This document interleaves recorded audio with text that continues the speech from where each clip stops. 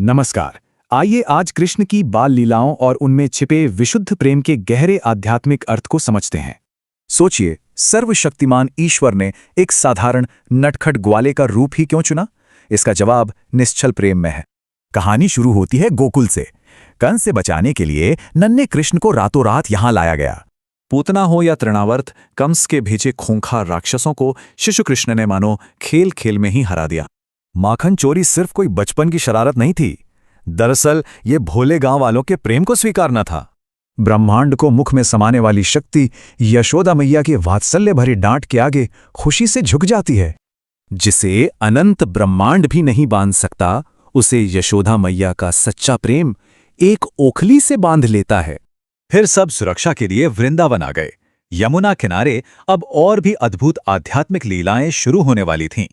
यहां भी चमत्कार रुके नहीं।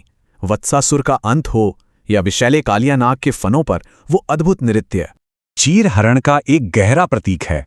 सच्ची भक्ति पाने के लिए हमारा सारा सांसारिक अहंकार छूटना बहुत जरूरी है। गोवर्धन लीला का संदेश बिल्कुल स्पष्ट था। अहंकारी देवताओं की पूजा छोड़कर जीवन देने वाली प्रकृति का असली सम्मान करना। पूजा रुकने से देवराज इंद्र भड़क गए।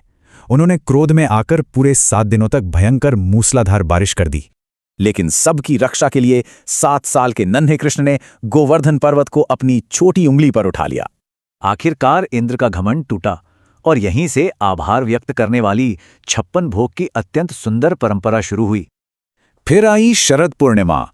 कृष्ण की बांसुरी के मनमोहक संगीत ने सभी को परम आध्यात्मिक मिलन की ओर खींच लिया। महाराज कोई साधारण नृत्य नहीं था।